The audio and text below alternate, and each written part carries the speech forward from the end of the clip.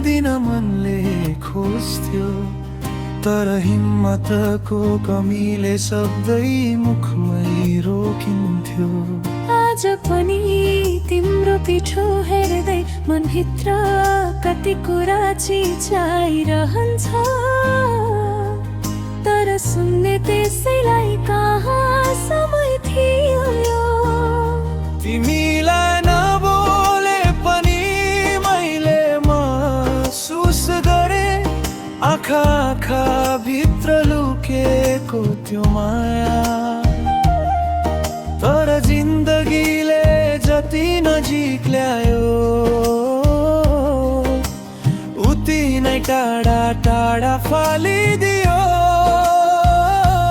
जस्तै समयले नै हामीलाई छुट्याएको होला।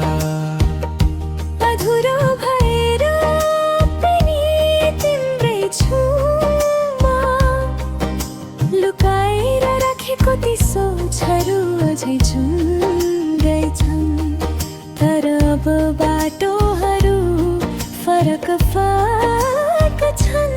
माया त उही छ, तर भेट्ने सम्भावना छैन। म पनि तिम्रो नामले सम्झनामा भिजिरहेछु, तर जिन्दगीले दोहोऱ्याउन सिकाउँदैन रे केही कुरा। तिम्रो मौनता मेरो पर्खाइ, दुवैले मिलेर यस्तो अधुरो कविता बनायो, जसको अन्तिम लाइन आजसम्म लेखिँदैन। हामी नभने पनि हाम्रो याद बन्न पुग्यो, वर्षौंदेखि नबुझेका भावनाहरू आज पनि मनमै तसल्छन्। अधुरो भएर पनि तिम्रै छु म, टुटेका सपना भित्र पनि तिमी नै देखिन्छौ।